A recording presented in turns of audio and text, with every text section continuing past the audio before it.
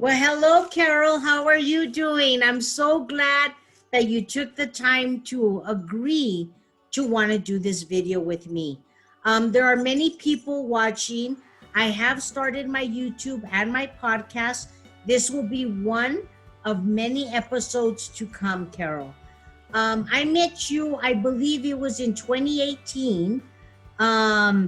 It was in San Antonio, Texas, and I was doing a presentation on alkaline water and supplements. I remember that you pulled me aside after the presentations and you told me, you know what, Jessica, I too am a breast cancer survivor. And then you told me that you had a concern then, but you hadn't been checked. And I remember I started to follow you on Facebook, and we found out that the cancer had reoccurred, right? Right, yes. And so now you are on again your battle journey for the second time, is that right? Yes. Okay. And I want women and people out there to know that you're also a newlywed, correct? Yes. Yes. How long have you been married now? Oh gosh, so we got married January the 1st of 2021. Wow. So very, very newlywed. 27, 28 days maybe. Yes. So tell us a little bit about your story so that people can get a feel for who Carol is. I know that you mentioned you had breast cancer in 2016 and you beat it. You were in full remission and then you had a relapse in 2020. Start me out, Carol, in 2016 with your diagnosis and what happened then. Brief story. Okay, so in 2016, of August of 2016, I was just watching TV and I decided to do a breast exam. So when I did this breast exam, I was a little curious of what I felt. And I did it while I was just relaxing, watching TV, you know, put your arms up and check yourself. And I said, wow, I feel something, but I'm not sure. So let's go ahead and make an appointment, you know, I'm telling myself. And let's just do it as, you know, let's see if there's anything that might be there for a preventative is what it's called. So I set up the appointment and they did the mammogram. What I saw in the mammogram was she was taking the photos. I told her, you know, I can see, you know, what's on the screen, and I'm not a doctor, but that doesn't look normal to me. So she didn't say too much, but of course, later on, I was told that I had stage 2 breast cancer. It was invasive ductal carcinoma. And what that basically means is that it starts where the milk is being produced for your infants. So in the nipple area? Yes. Okay. And it was pretty big. It probably had formed, I don't know, I'm thinking maybe over 5 years. It could have been faster because it was invasive. Yeah. So, nobody understands or knows how cancer growth is. And everyone, you know, we said it, Carol has a different body. I know that you said, you know, yours was probably after 5-year time, whereas to mine, for example, when I first found out, it was at a growing rate of 85%. What does that mean? They said that mine was growing at such a rapid rate that they didn't really, it was impossible to almost stop. That's why in 3 weeks time, what I felt like you, one day I was in bed, you know, and I don't know why, I just happened to touch my breast. I felt a lump the size of a pea. In 3 weeks, it was the size of a lemon. Yeah. 3 weeks. Wow, so, that's really extremely fast. Yeah, so that's why for women that are hearing us speak, we don't know, you don't know, they don't know, the system doesn't know why and how aggressive a cancer is. So if you feel something, get it checked right away. Don't question it. Don't let fear stop you from being proactive. Go ahead with your story, Carol. Okay, so we did the exam, and of course, I sat there in unbelief. It was very hard. Of course, I was a single parent because I was a widow at the time, Wow. and How old were your children as a single mom when you were diagnosed? I'm curious. Well, back in 2016. How old was your baby? I want to know your baby. So right now he's 31. So Okay. 4 years back. Okay, so they were all grown ups though. About 27, yes. Okay, they were grown ups. He's my youngest, and he was living with me, of course. Okay. And I fell apart. I just, I did my crying, asking God why. And wondering what was I going to do financially. And you listen to everybody, and you get to the point where once you listen to everybody, then you got to decide for yourself what is it that you want to do. Right. Because it's your life. Yes. Now, they told you were stage 2. That means that I'm assuming they told you would have treatments, you would go through a lot, but that you were still curable. You could still go into remission. Right. I could still go into remission. But my question was to my oncologist at the time was, well, okay, let's say you remove the tumor. Okay. What chances is there just that maybe microscopic piece stays behind? Right. Well, you're not guaranteed that piece came out, and if it didn't stay there and launched somewhere else. Right. So, it was, okay, do what you can do to survive and move forward so that you continue to live the life that you felt that you were going to, go forward with. And so, what did you opt to do? Did you do lumpectomy? Did you do mastectomy? What did you do? So I still have my breasts. Okay. And I believe that that's just a, what they call a mastectomy. Lumpectomy.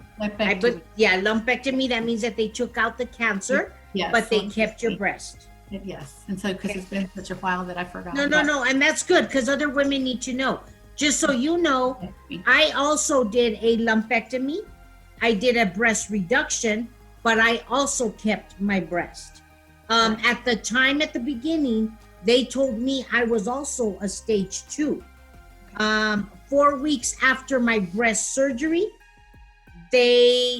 for whatever reason, I developed an infection in my breast on the site of the cancer, obviously. And they did a chest x-ray, and then they said, oh, by the way, we see something on the lung. Yeah. That's when it metastasized from the breast to the lung. It went from a stage 2 to a stage 4. I didn't understand what that meant at the time, which was huge. All I knew is that in my eyes, oh my God, I'm doing everything you're telling me to do, and things are not going better. They're only getting worse. Right. And of course, my fear was through the roof. Anxiety was through the roof. I did not know because I was at the beginning, just like you. Right. In your case, you had a lumpectomy. You went through chemotherapy. Yes. And did you do radiation? Stage 2, and it was chemotherapy. I did 3 rounds of chemotherapy. Okay. So, of course, that's, I did have the port set in. Right. And of course, it knocked me down for about 2 weeks. And then the second time that I had the insert of the chemotherapy again, I knew what to expect. So in order to go by my day, I had to take care of myself because I knew everybody else had to do something. So I made sure that I prepped my meals and I washed my clothes prior. when the time felt that I could do something for myself because I wasn't depending on anyone else. So yes, going back to the part where they removed the tumor, they also did they removed the fatty tissues and they brought them up to my breast, because when they removed the tumor, it was quite big. I can't remember what the size was, but it left my breast smaller than my left one. So they had to, do plastic. Fill it. They had to fill it. There you go. Cosmetic. They had to do cosmetic. Cosmetic, yes. Yeah. Okay. And so then I went through that, and I went through the remission and everything. It was very painful with having that done too. Absolutely. So it was an experience of trying to be strong and trying to do for myself while being by myself. So let me ask you, when you got through the treatments, did you do radiation as well, or just chemotherapy? I had 45 rounds of radiation. Okay, so 45 rounds of radiation, 3 rounds of chemotherapy, and then you went into remission after being in a stage 2. You got the remission, I guess, diagnosis when, in 2018? Okay, so I was looking back at that. So sometime in, I think, November of 2018, 2017, because I had breast cancer in 2016. Okay, so when you heard those words, do you remember that? Yeah, I got to ring the bell, and I was like really happy that I completed everything. And what was that feeling that you thought you had beat it? You were gonna live the rest of your life. This was never gonna come back. You were gonna go do all your dreams, and nothing was gonna stop you, right, Carol? That's right. Nothing at all, because I've always been a fighter. I know. And you were feeling fine up until 2020. Up until 2020, yes. So talk to me about 2020 when you had the relapse. Okay. So 2020, March of 2020, this was a little bit before COVID. And I started to get a cough. And because I moved to a different city or town, in the area I live in, there's a lot of pollen and this and that. I live out in the little country. And I understand. I thought it was allergies, right? And so the cough got worse. I started to get a lump right here on my right clavicle. And the bump started to look like the size of maybe half a lime. Okay. The pain traveled all the way to the right side of my neck, up into my head. I didn't know if it was my tooth, because I did have a tooth that I felt like it needed to be removed because it was one of my wisdom teeth. And my wisdom teeth was going this way. Okay. So they went ahead and they pulled it out. It relieved some of the pain, but I was still having pain in the clavicle. My eye went like this, like extremely down. And they thought, oh, it's my eyelashes, and they thought it was the glue and all this other stuff. But the pain was still there, and the cough was still there. So they told me I needed to go back and make an appointment with my physician. My physician recommended that I went to my oncologist back in San Antonio. So I traveled all the way back there, and they told me, with the cough, of course, because I was continuously coughing day and night and day, couldn't catch a breath or a break. And they said, well, you're going to have to get a PET scan. So they did a PET scan. With the PET scan, they found out that I had cancer again. Okay, now in 2020, when you found out, where exactly was the cancer, and what were you told at that point? The cancer had spread. Where? Like it was a stage 4. So it was in bones. So it's now cancer went from breast to bones. Mm-hmm. Where else do you have it? I had a tumor in there in the I want to say they said it was the liver, in the liver. And so because I'm so I don't want to hear this. I don't want to know. So I just kind of like, wherever it's at, I'm going to believe God's healing me here, Right. and I'm not going to accept it. So I know I'm kind of jumping the whole thing right now. No, but it's understandable because what you're talking about right now, Carol, is women who are watching us or people, what could they imagine being in the room and what it's like when you're told and given the diagnosis and what goes through our minds. Everybody's mind is different. You automatically went to shutdown mode and said, no, I'm not going to accept it. I'm going to believe you're very spiritual. I've seen you. God is before anything, and that's what you cling to and didn't want to hear anything else. And that is great. A lot of women don't know how to do that, Carol. I've been in the room in doctors when they have told like us, next door, I'm sitting in the room, I can hear everything that's going on, right? Sometimes they've had the door open and I passed by and I've seen, Carol, where women, they're just told they have cancer. It's a terminal diagnosis. They have children, they have husbands, and they're squirming on the ground because they don't know how to handle it. Yeah. I understand. So I know what it's like to fall apart.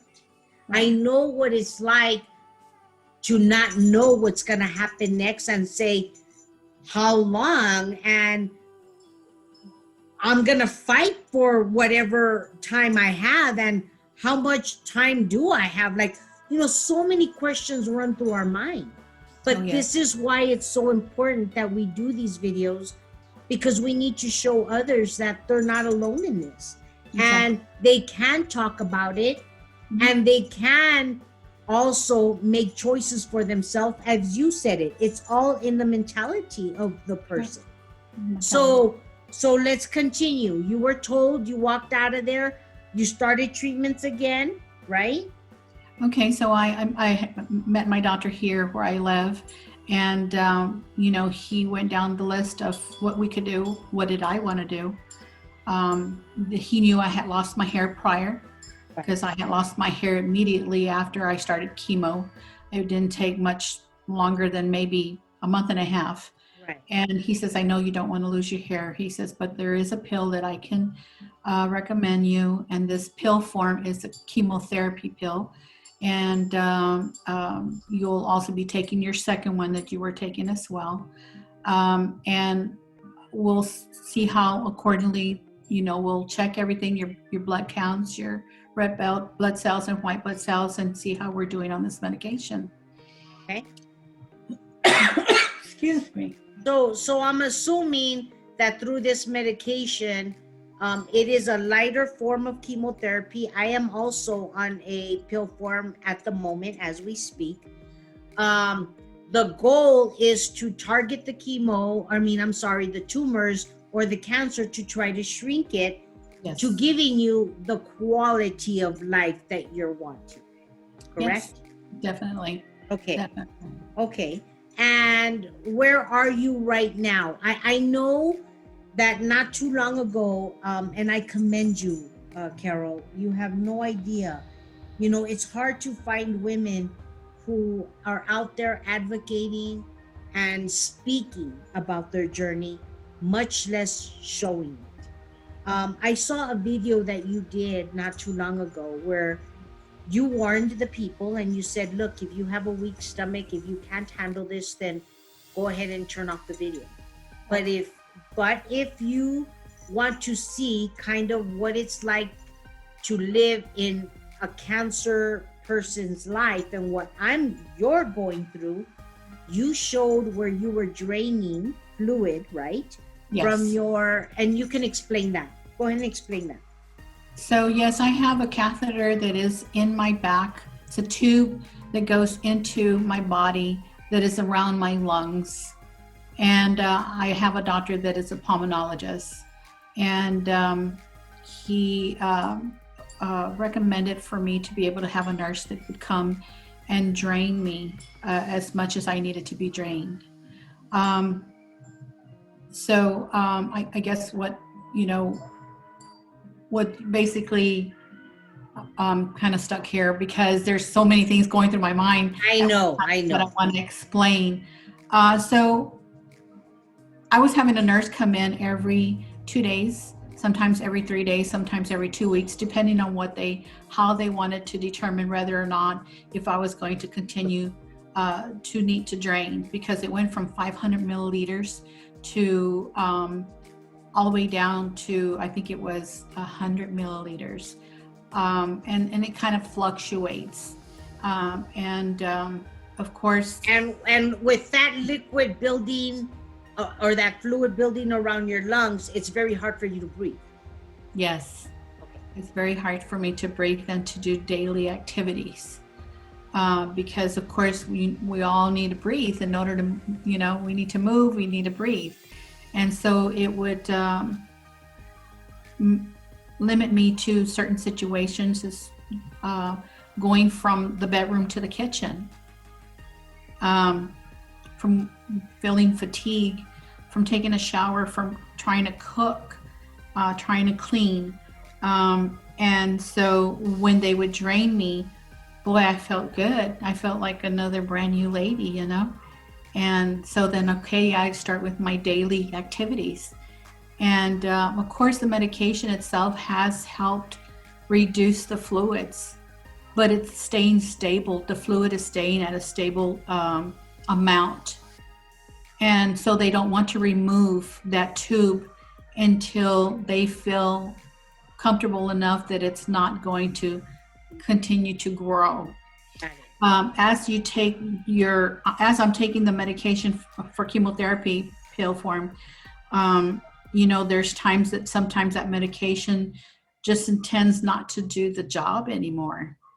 There's, maybe there's a possibility that that's what it is, that my fluid has started to increase.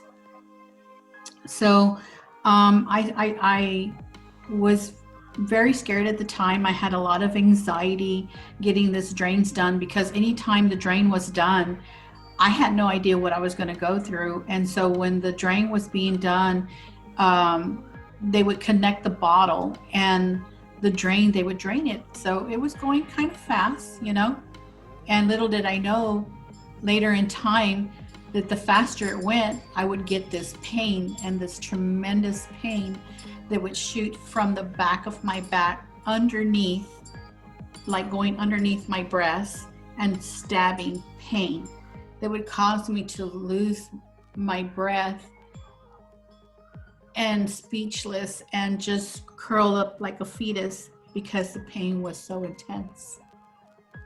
And you still have that tube, right? And I still have the tube, and I still get the pain, but I realized that the faster the drain is, the more pain, the more the pain is. So I've learned to slow it down a little bit. I'm doing it myself now, but we'll get to that in a moment. Because now that I'm having that, my insurance would only allow me to have my nurse come once a week. My husband and my son had to be trained how to do the drain. So I went through a stage where I had so much anxiety. Having them to try to do something that only a nurse would do was very difficult, for me. That at one time when my son first did it, I started to faint. Yeah. No, Mija, I can't relate to what you're going through, but I could tell you that when I got an infection, in 2014, they could not close my breast up because it was an infection. So I had an open wound, literally from the surgery open, and they inserted a tube, and I had a wound vac that was sucking everything out so that it wouldn't stay with pus and whatever. Right. For 11 weeks, I had to carry that machine. So I showered with it. I carried it. It was the worst thing ever. And And as it is, we're going through things as women. Here I was going through treatment, gonna be bald, wound vac with a hose draining. I had to have that machine on me 24/7, and yet here we are with partners. Yeah. You are a newlywed. How did that come to play with your husband, your relationship, and you feeling as a woman going through what you were going through? I know these are personal questions, Carol, but there's many women out there who don't feel like they are women anymore. So I want to know, where is your mentality, and what advice do you have for these women that are going through what we're going through? Well, my mentality starts from years back when I put my faith in God and moving forward with just knowing His Word. I mean, I'm not saying I'm, Mrs. Holy Moly, but I did, accept the Lord many, many years ago. And just by hearing and listening to His Word, just brought great faith in believing that I could move forward, because He's a God of yes and amen. And and that was something that I found my foundation on, and believing in Him. As long as my faith was as big as a mustard seed, I could move mountains. And everything that God, Jesus went through while He was here on earth, was great suffering for us. That I cannot ever compare myself to His suffering. So the suffering that that I feel at the time that I feel like I'm going through something very difficult, I remember that God is with me and I'm not alone. So because I had prayed many, many years, of course, for someone like my husband, boy, did it take 20 years before, God answered my prayer. And you know what? I'll ask you this question. Was it worth waiting the 20 years? That's what I say. I'm like, look, I could be with it in a relationship all my life. Yes. But if you're not happy, and if that person isn't supportive, and if you don't have that person at the end that you want holding your hand to be there, then what is the point? That's right. That's right. Right? Here you got a man, even going through your journey, I see your smiles, I see your laughter, I see your post, and I commend you, Carol, because again, there's many people who are watching you that you don't realize. And I think it's a beautiful thing, because where people say, I don't believe that there's any good relationships anymore, I don't believe this. When we look at the statistics, 90% of the world is at a divorce rate. Only 10% survive. Why is that? And here's the thing. As we age and we mature, we know what we don't want in our life or what we do. There are many people who don't learn and keep making the same mistakes. Well, you know what? That's not what I wanted for my life. I know that's not what you wanted for your life. And going through this journey, and I'll speak for myself, when I love people, I love them so much more. Because for me, I realized that material things, things of it, none of it mattered, Carol. None of it mattered. In the end, you're gonna want that person to be by your side, holding your hand, and that's gonna be the only thing that's gonna matter. And let me tell you, when I met him, I didn't have, I believe that at that time I didn't have cancer. Okay. And when I found out I had cancer, I told him, you know what? I said, I know that we've been talking and, kind of dating. You kind of wanted to let him go. Yeah.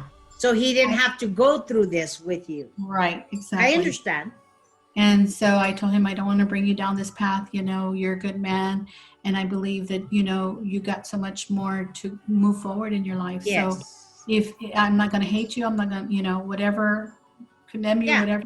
I want you to go on with your life, and I want you just to let me be. And And what did he tell you? mhm, he said, would you do me a favor? I said, sure. He says, would you please not ever ask me to ever do that again? He says, because I'm not going anywhere. I'm going to be here always. And God sent you that man. He is a godly man, and he is a good man. And you know what, Mija? I believe in true love. No matter what people say out there, it does still exist. Yes, You it know, it does. And I see that. And for us, you know, going through what we go through, I mean, and again, I'll speak for myself. My partner is doesn't, and I know he knows this, but I don't know to what extent, but I can speak for myself in saying that I fight that much harder Oh, yeah. every day Yes. because I want another memory. I want another day. I want another adventure with him. Yes. You know what I mean? Yes. And I see that, and I'm like, you know, that's why when I say we love deeper is because Mihal, we know that our life has been at any moment. We never know, but in the end, our memories are what we take with us. Yeah, that's true. Nothing else. That's true. And what we do and what we leave behind. This is why, Carol, I wanted to come out with you and I asked you to do this video because I knew what you were going through. I met you through a presentation. I never knew we would be on this Zoom call together speaking like this, you know, and I pray, you know, even back then, I remember wishing and praying for you that you wouldn't have to go through this again. You know what I mean? Because it is a very tough road, but it doesn't define who we are as women. No, we It don't. doesn't define who we are as, you know, our individual person, who we are, you know? I mean, I have a beanie on today because I still don't have my hair. You know, thank God you do. You know what I mean? Very beautiful. We deal with different things. I don't have that tube in me anymore like you do, Praise God. but I don't know what my future holds. Right, right. You right. know, I know that my cancer is a terminal diagnosis. I know, but I do everything that I can in my power to be proactive. Right. And spirituality is huge. It's Key. mind, it's body, and it's our souls. Yes. So It's a key. I get it. It's a key to the path. You got to have that. Yes. So, you know, just experiencing everything that I've gone through, and speaking to God every morning before I place my feet on the floor, is a thirst and a hunger each and every day before I start my day. I feel like, you know how when you're really, really hungry, and you really want to hurry up and eat something? That's the kind of hunger that I have before I start my day. I have to start it with God first and foremost. And then he just does the rest, you know, and I'm able to drain my own self now. Oh my God, I would never think in a million years that I would ever be able, you know, to sit there. You know what, Mihal? We are much stronger than we think we are. Yes. And we have so much more to offer. I think this has been such an amazing video, a powerful story. I'm so grateful that you came out to, you know, give your story. I want to ask you one last question before we close. Sure. And really, it's more about you. What would you want to tell women or people out there who Carol is, or what advice do you have for them that you want to leave behind for someone else to know? Okay. We get up every day not knowing what to expect, what daily life brings us.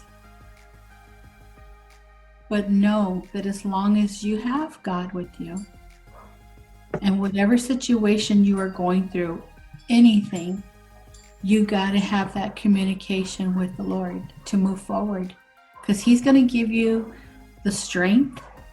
He's going to give you the ability that you didn't even think you ever could have to move forward in whatever situation you are going through.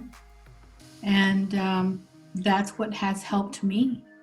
You know, here I am, 56 years old. I was a widow, a single parent of 3 sons, you know, hoping for God to just to answer all my prayers. Of course, you know, He's going to do that on His own time. And now here I am in a situation with cancer stage 4 terminal, and yet I'm still in another part of my life of where I've been wanting to be. Yeah, you're living the best part of your life, even through your storm. Yes. And you can smile every day, even through your storm. You want to wake up and look forward to the next day, even if you have this journey. You know, I asked other women in another video, what do you think about cancer? Is it a curse or is it a blessing? What would you answer? I say it's a blessing in disguise. A blessing in disguise. It's changed. You learn from it. You learn from it. It changes you. Here's the thing. You see a lot of things. You make a choice, because I know people, and again, other terminal patients that I've worked with, and they choose to isolate themselves, become bitter, not want to live, not want to try. You know what I'm saying? So it is a choice. Carol made a choice to, no matter what she's going through, to make this still a blessing, still make this, you know, a life worth living, no matter what came to you. That's right. And that was a choice. Yes. So again, Mija, this is what you have to offer others. And they have a choice too. They could be like us. We're not in any different, we may have a different body. We still have the same diagnosis. In the end, we're still considered terminal. Yes. But every day we wake up wanting to live, wanting to thank God for another day given to us. I go about my daily duties every day and don't think about what I have. And when I have my quiet time, I thank the Lord because I have it, that I was able to do everything, and I'm in the situation. You know, I thank Him for it, you know, and that's how I move forward every day. And then there's times that I just ignore it, you know, like, you're not even there, you know. I refuse to have this. I refuse to. Yeah, rebuke it. Speak life. Yeah, speak life over yourself. And you know what? Everything else will fall into place. I believe that with all my heart. I just met my primary doctor yesterday. I ran labs, and I'm going to tell you something. Every time they're taking blood out of my you know, body, wherever that may be, for cultures or blood work or whatever, I'm already praying as that needle goes in. I'm already saying, I may not say it out loud, but I'm saying, Lord, you're in control. You know what this is. Cancer, you got nothing on me. My bodily functions are in full, you know, stat. And if anything, I'm going to surprise them with the results. And I speak life, and I speak life, and I speak life. Because you know what? With our God, anything is possible, right, Carol? That's right. And I don't care who says what. We are living for every day. Every day. And every day given is already a blessing. Yes. Every day that we're given is one day above ground that we were already given. Yes. So I thank God. I'm not angry with God. I thank Him. Right. And I'm blessed. And so are you. Thank you. Yes, thank you. Well, you know what, Carol? I loved having this this video conference with you. I will let you know when it's gonna come up, and I want to thank you for telling your story and being so bold, because I know that whatever message we bring, we're helping somebody else out there. Definitely. You 100%. know? Is there anything else you want to leave with before we stop this recording? Just be strong and move forward no matter what life hits you with. Just know that there's a way and there's a will, and just have that positive attitude and the love and faith for God that everything's still going to be okay. Amen. And be happy. Amen. Well, thank you so much, Carol. I look forward to doing maybe even future videos, maybe an update, and we can talk, personal stories if you like. But, we got to create a foundation for at least people to go to and start sharing with one another. And that's the purpose for me doing the videos, to knowing that there are other people out there. We are human. We have our good days, we have our bad days, but in the end, we don't give up. In the end, we know who's in control, and that's God. Before anything, it's God. And if we just trust in Him, everything else will fall into place. Thank you all for watching. Stay tuned to more episodes, more videos. As I told you before, I never know what the next topic is going to bring.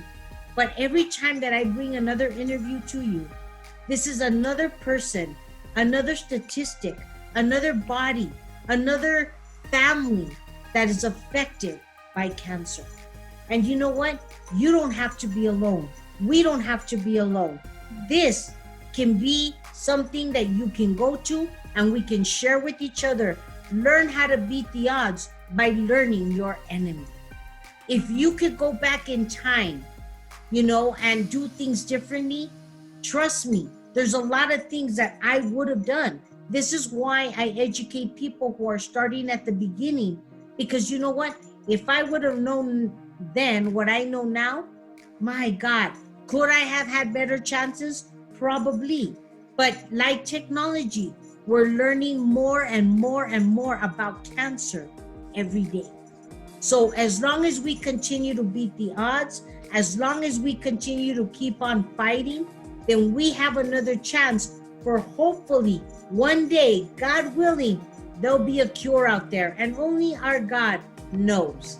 So God bless you all. Stay tuned to the next video, and we'll see you again. God bless. Thank you so much, Carol, for sharing. Okay, mija. We'll see you soon. Thank you. Bye-bye. Bye-bye.